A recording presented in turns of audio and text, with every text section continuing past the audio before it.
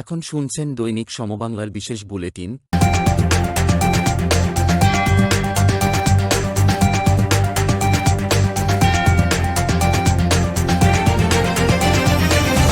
এখন বিস্তারিত।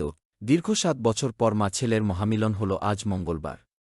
ভোরের নীলাভ আলোতে মাইনাস তাপমাত্রা আর ঘন কুয়াশার চাদর ভেদ করে স্থানীয় সময় সকাল ৮টার দিকে, বাংলাদেশ সময় দুপুর ২টায় হিথ্রো এয়ারপোর্টের ৪ নম্বর টার্মিনালের রানওয়েতে অবতরণ করেন বিএনপি চেয়ারপারসন ও সাবেক প্রধানমন্ত্রী বেগম খালেদা জিয়া।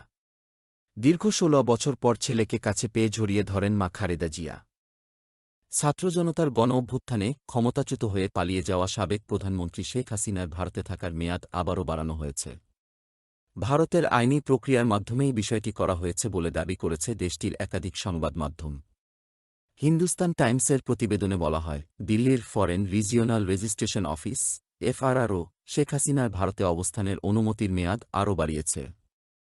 তবে তাদের কোনো কর্মকর্তা নাম প্রকাশ করেননি এবং তারা তথ্যটির বিস্তারিত জানাননি। বাংলাদেশ জামায়াতে ইসলামীর সাবেক সেক্রেটারি জেনারেল, সাবেক সমাজকল্যাণমন্ত্রী শহীদ আলী আহসান মোহাম্মদ মুজাহিদ রচিত ইসলামী নেতৃত্বের স্বরূপ বইয়ের মোড়ক উন্মোচন অনুষ্ঠান অনুষ্ঠিত হয়েছে। ঢাকার মগবাজারস্থ আল ফালাহ মিলনায়তনে আজ সকালে আয়োজিত অনুষ্ঠানটিতে প্রধান অতিথি হিসেবে উপস্থিত ছিলেন বাংলাদেশ জামায়াতে ইসলামীর আমির ডাক্তার শফিকুর রহমান। গত ৫ আগস্ট আওয়ামী লীগ সরকারের পতনের পর ৮ আগস্ট দায়িত্ব নেয় অন্তর্বর্তী সরকার। নতুন সরকারের সামনে যেসব বিষয় চ্যালেঞ্জ হিসেবে আসে তার মধ্যে অন্যতম আইনশৃঙ্খলা রক্ষা। ছাত্রজনতার গণঅভ্যুত্থানের পর পুলিশ সদস্যরা থানা থেকে পালিয়ে যাওয়ায় অপরাধ দমন কার্যক্রমে স্থবিরতা এসেছিল। নতুন সরকার ঢাকায় পুলিশের জনবলে ব্যাপক পরিবর্তন আনে। পুলিশের সর্বোচ্চ পদ আইজিপি ও ডিএমপি কমিশনার পদে পরিবর্তন আনা হয়। তারপরও আইনশৃঙ্খলা পরিস্থিতির যথেষ্ট উন্নতি হয়নি। এর ফলে দিনে দুপুরে রাজধানীতে ছিনতাইয়ের শিকার হচ্ছেন সাধারণ মানুষ। রাজধানীর মোহাম্মদপুর, ধানমন্ডি, নিউ মার্কেট, ফার্মগেট, যাত্রাবাড়ি, মিরপুর, খিলগাঁও, হাতিরঝিল, শাহজাহানপুর, হাজারীবাগ, চকবাজার, শাহ আলী, এমনকি গুলশানসহ বিভিন্ন এলাকায় ছিনতাইয়ের ঘটনা বেড়েছে। মূলত সন্ধ্যার পরে ছিনতাই বেড়ে যায়। সাধারণ মানুষের চলাফেরা বিপজ্জনক হয়ে উঠছে। খুচরা যন্ত্রাংশসহ পূর্ণাঙ্গ freezer, refrigerator, motorcycle, air conditioner ও কম্প্রেসর তৈরি করা শিল্প প্রতিষ্ঠানের ব্যবসা থেকে অর্জিত আয়ের ওপর প্রদেয় আয়কর ২.০% নির্ধারণ করেছে সরকার। মঙ্গলবার ৭ জানুয়ারি এনবিআর চেয়ারম্যান আব্দুর রহমান খান স্বাক্ষরিত প্রজ্ঞাপন সূত্রে এ তথ্য জানা গেছে। বর্তমানে এ ধরনের শিল্প তাদের আয়ের ওপর ১.০% কর দিচ্ছে।